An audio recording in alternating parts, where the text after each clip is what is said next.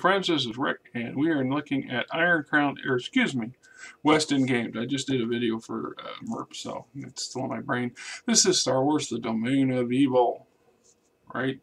It is a venture module for use of Star Wars role-playing game. Also includes for veteran Star Wars player characters. For veteran Star Wars player characters. Here's something not quite right. The swamp planet of Trinta is an evil place of cold and death, and only the bravest and most capable rebels will survive its terrors. As a source book, or a role-playing module, it's pretty thick. It's quite a lot of stuff going on. So it's a 64-book feature, survey report maps of Trinta and a swamp planet far from the galactic core, newly revealed information on the dark side of the Force, descriptions of the nexus of evil like the one Luke Skywalker faced on Dagobah, tests of bravery, honor based on the Jedi Code, better script. Okay. I don't think I've had it, I've read through it a couple times over the years, but I have never actually ran this supplement, so in a campaign that I can recall.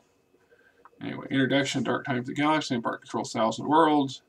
New force has risen, which dares to challenge the mighty Empire. Rebel Alliance scores significant victories against the Imperial blah blah. This is a setting of Star Wars, saga, blah blah.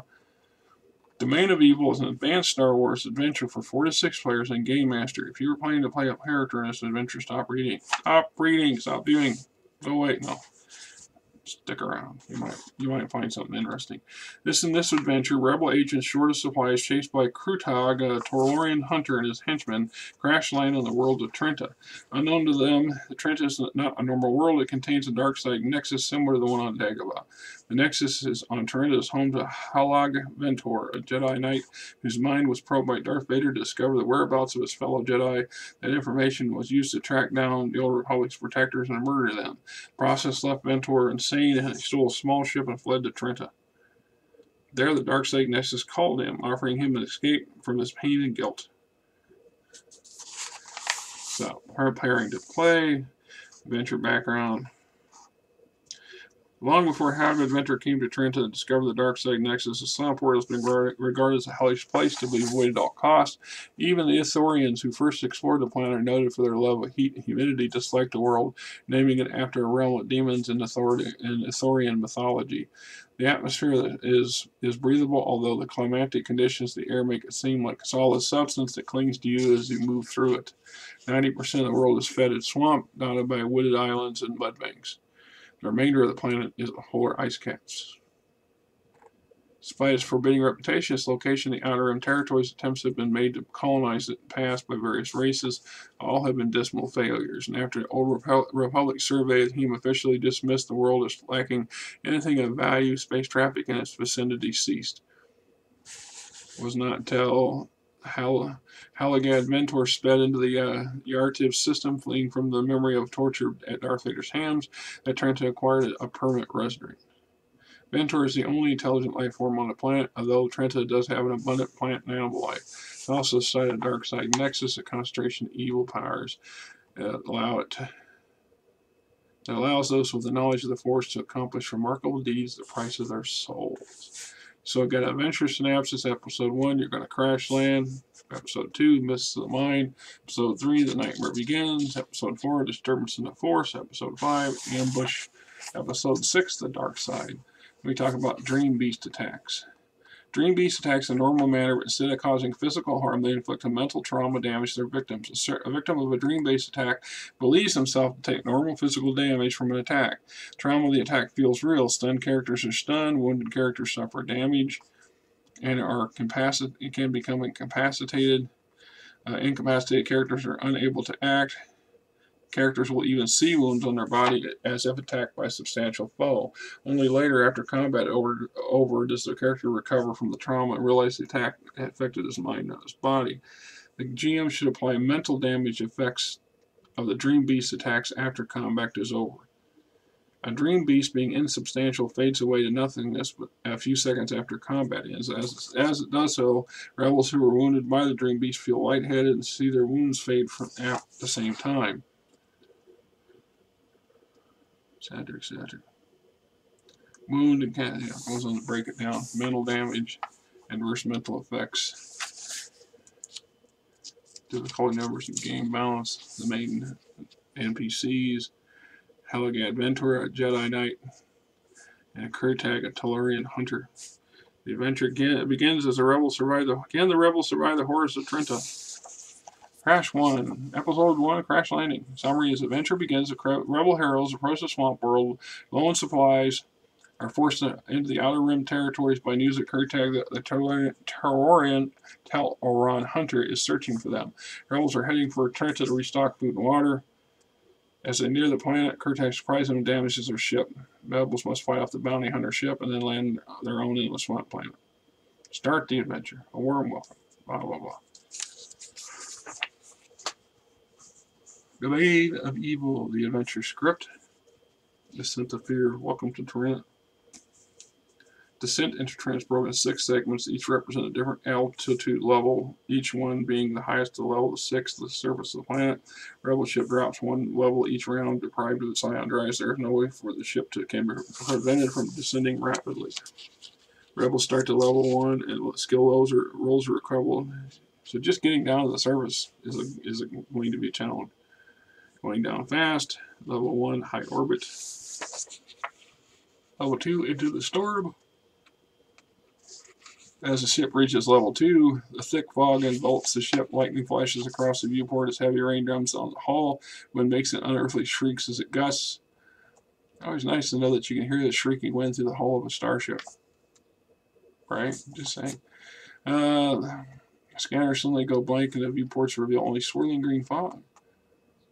For an instant, it seems like a malevolent, inhuman face is rising out of the mist and it's gone. Huh.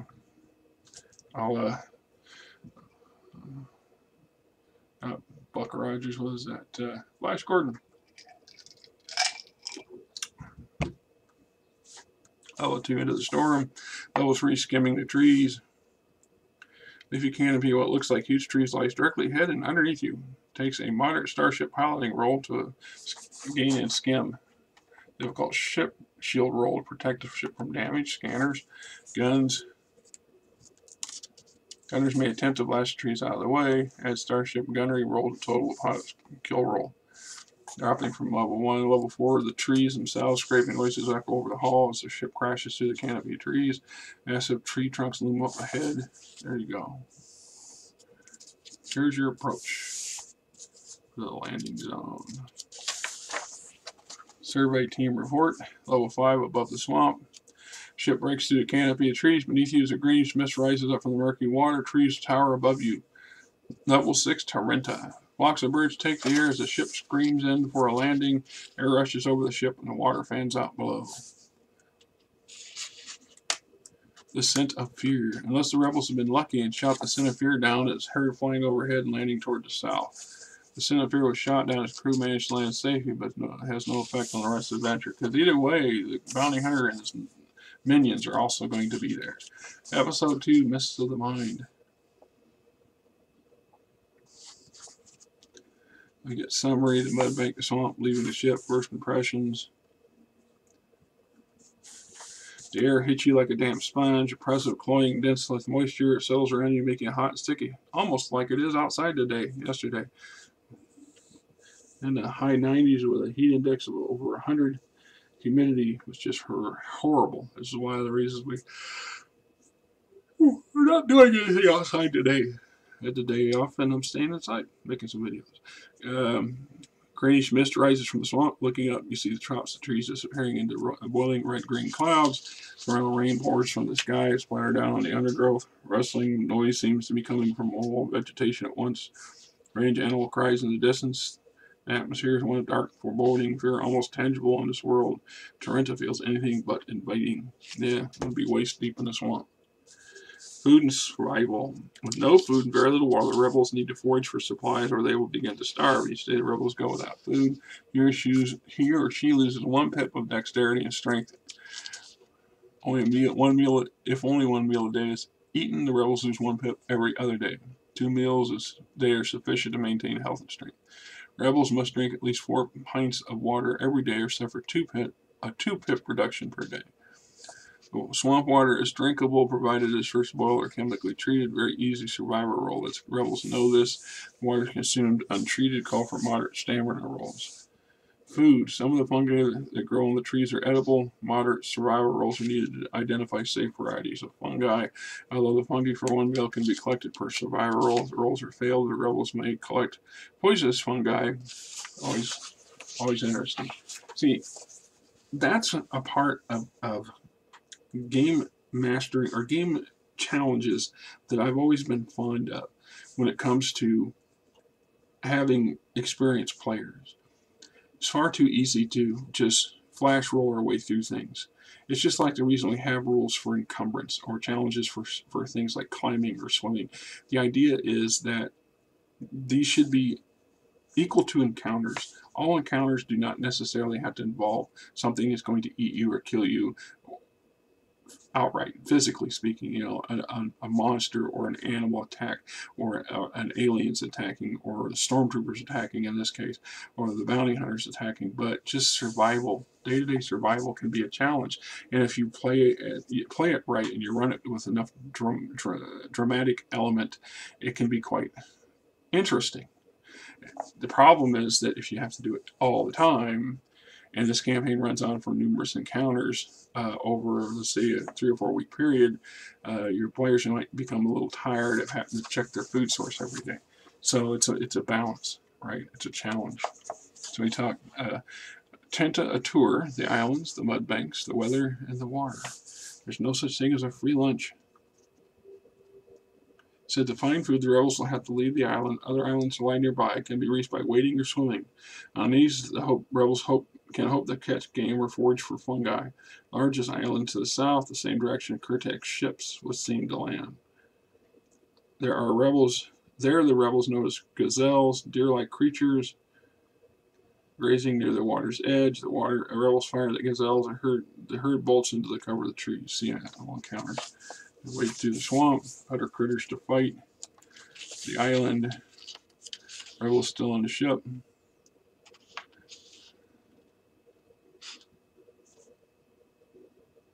It says here, it's important that there are no rebels left on the ship prior to its disappearance.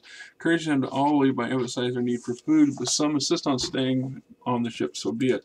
Try and entice them out with promises of food, making use of animal encounters if necessary. Failing this, you'll have to be less than subtle. The aged ship's life support system breaks down against the blow out thick clouds of CO2. These spread rapidly through the ship. There's no way to turn the system off. Alarms and buzzers echo loudly. Cut to the rebels' approach as soon as you have the characters out of the ship. See, I think the best way for the ship is to sink into the muck when they land. You know, there's no chance of saving the ship. You got to bail out, grab what you can. The Dreamscape fails. Dreamscape falls. As Trinta enters twilight period, the Dreamscape falls. Read, the red-green light of the swamp world fades into a dark twilight. See, there's another challenge for this particular module. Is during the day, it's just normal challenges. At nighttime, or certain points of key location, your characters are going to have to deal with basically bad dreams that can kill them or make them think they're going to die. And these are all part and parcel elements to the dark side influence on the planet and part of challenges. So things are going to appear and that are not actually there and can either make you think they're going to kill you or mislead you to do things or take you places you need to be careful where you go.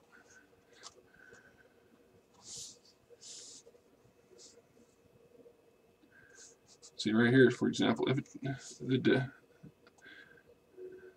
from the trees glow a dark light, from the shadows a huge tree of glowing red lights stare at you.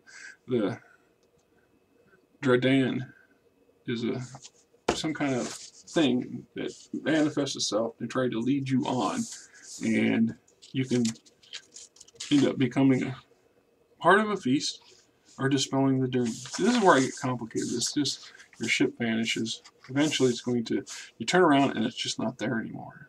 So I like the idea of it just sinking into the muck. It's, you know, all those Luke's X-wing when it sinks on Dagobah. Now, Trinta, animal encounters, alligators, water snakes, gazelles, skin wings, monsails. Says the vanished ship. When the rebels return to the area where they left the ship, a thick dank mist covers the swamp. Search the area quickly reveals the ship is missing. See, in this case, Hallergad is using the power of the Dark Nexus to move the ship to the far to the north. So, there you have it. Episode 3, The Nightmare Begins. Nowhere particular place to go. A body on the log, the swamp, a floating body, a boot, the Rim Rider. On an easy perception, this rolls the rebel spot a glint of metal on a swamp near the island. It turns like a nose of a small ship. Easily swimming low, roll to its location will reveal that it is indeed the wreckage of a scout ship, the Rim Rider. None of the rebels will have ever heard of this vessel. Designed to search the ship, an easy search roll will reveal no salvageable heart or clues to its owner. The rebels will, however, note that the medical kit is missing from this compartment. This is the ship, I believe, that brought the damaged Jedi to the planet. The Hunter's Trail, the Nightmare Falls.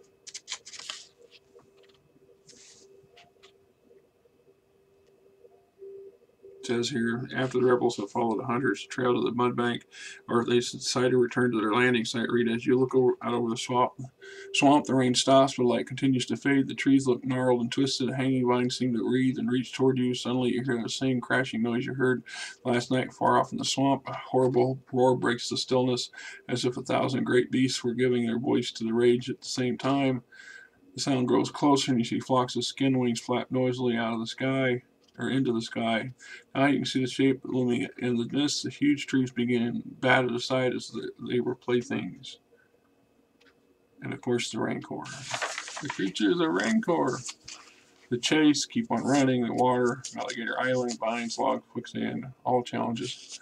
The Rancor chases you through the swamps. And your options. There's a nice picture of the big ugly brute. The escarpment, fighting the Rancor, staging the Rancor, defeating the Rancor, death by Rancor. Episode 4, The Disturbance in the Force.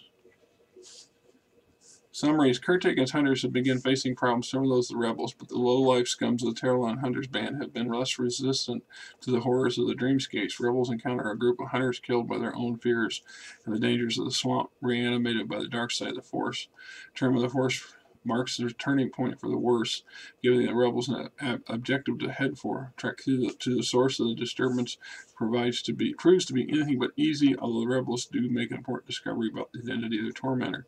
This episode ends just before the rebels encounter Kurtek. So it doesn't really go anywhere in the module. I should point out that nowhere in the module does it suggest that there should be Force-sensitive people, members of the rebel group that's crash-landed on the planet and are dealing with it. So you can have your regular run-of-the-mill character types and still have to deal with this stuff.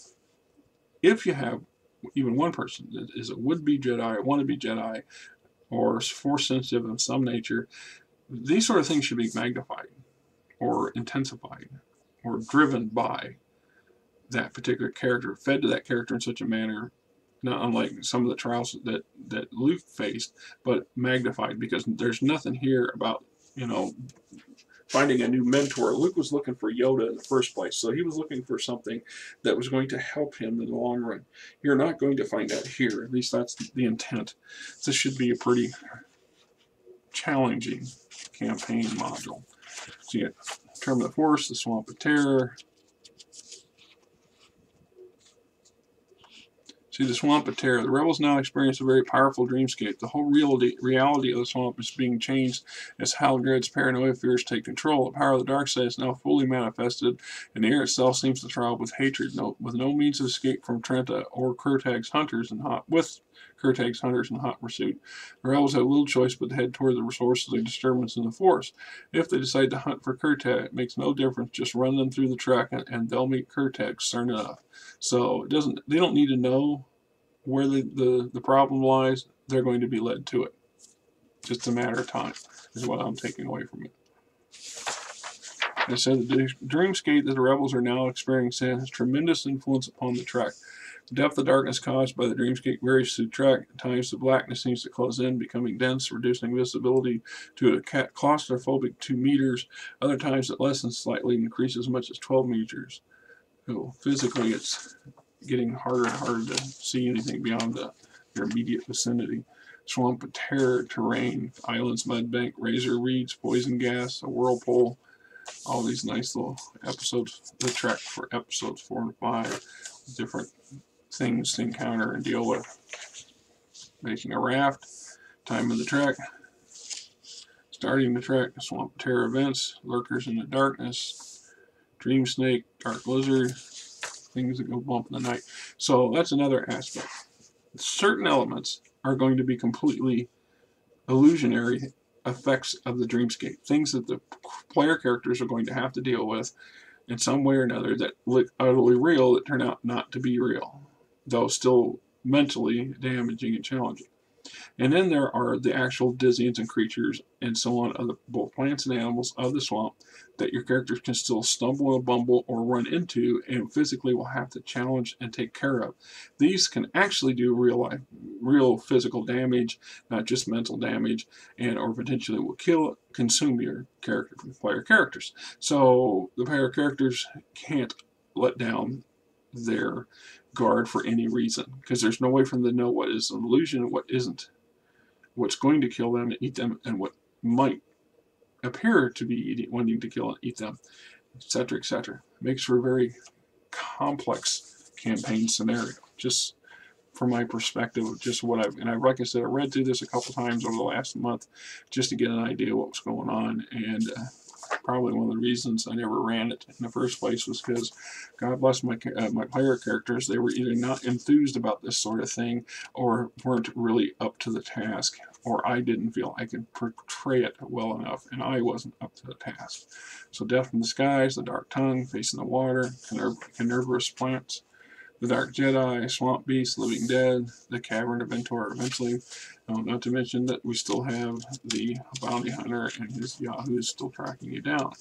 So we get to the Cavern of Ventor, then the Hunter strikes. As you approach the cavern, you hear a loud hissing noise. Suddenly, a dread figure, Bounty Hunter Boba Fett, emerges from the trees, flying with the aid of his jetpack blaster, firing at you. Boba Fett is a dream beast, his image plucked from Kurtag's mind. Present here is evidence of conflict within Ventor, for he's both attempting to keep the rebels from entering the cave and prevent them from leaving the clearing. See, he's not exactly an evil person, he's just very confused, and potentially could slide either good or bad sides of the Force, making a very big chance. So here's Ventor's cave when they find it. In my mind, I would play out this scenario as if it was another one of these dreamscape things. So where the players think they found a cave, in reality they did find a cave, but they're still not too sure on it. Ambush 5, or episode 5, the ambush. This is where they finally have it out with the bounty hunters. The ambush, flee, capture rebels are searched and tied to nearby trees. Hunters mock them, calling them scum and amateurs and other choice insults. Ending the interrogation, escaping, capturing hunters.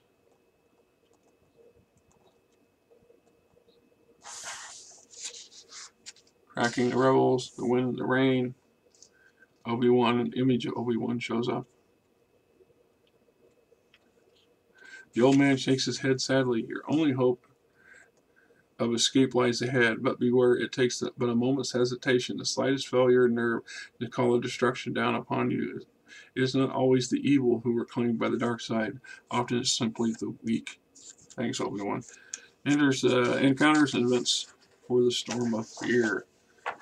It just keeps you're supposed to keep ratcheting up the pressure. You just keep making it more intense and more intense as they get closer to the Nexus. Timber, huge waves, quagmire, down in the flood, birds of a feather. Wind picks up even further as the thunder cracks overhead, carrying on the winds of flocks of birds. They swept into the rebels, causing 3D damage unless the rebels succeed in moderate dodge rolls. The birds are then blown away into the distance. See? Real birds doing real damage because of a fake force-powered storm toward the Nexus, the black tree. Finally, rebels reach their destination. The wind drops suddenly, the rain stops, but the sky remains dark and oppressive. It's deathly quiet. No sounds or movement break the stillness. A huge black tree stands before you. It lacks leaves and mold covers it, rotting bark. A deep chill wafts out of the tangled roots at its base. there's a picture. Episode 6, The Dark Side. The Dark Tree, Lure the Dark Side. Test of Character. The test, there's 12 of them. You got to pass all 12 tests. Any failure, and it's done. Death by Firing Squad. You know, the other members of the Rebel Alliance, you fought your way to the Imperial base. The hiding has been hard. Many rebels, including close friends, have died. Now the fighting draws too close. You entertain where Imperial technicians cower against the wall. The Rebel troopers raise their blasters and prepare to fire at the Imperials. You're a good guy. Do you allow them to shoot these guys in cold blood? Would that be a fail or a success? I'm not going to say what it said. So we got Dark Passage, Alien Customs, the Bounty Hunters. Remember, there's only one chance of making the right decision. Pit Fighter, TIE Attack, Prisoner Escort, Common Good, the Children. Oh, save the children. The Bomb, Revenge of the Sand People, Checkpoint, Final Test. So, just see, right? Redeeming Halagad into the darkness, potentially bringing the dark Jedi back to the good. The fall of the Jedi, the death of Halagad, victims of the dark side, the ship, the hunters, the rewards, so we got the domain of evil character templates. There you have it. A very deep and complicated potential adventure module for you and your friends to enjoy. Till next time, this is Rick.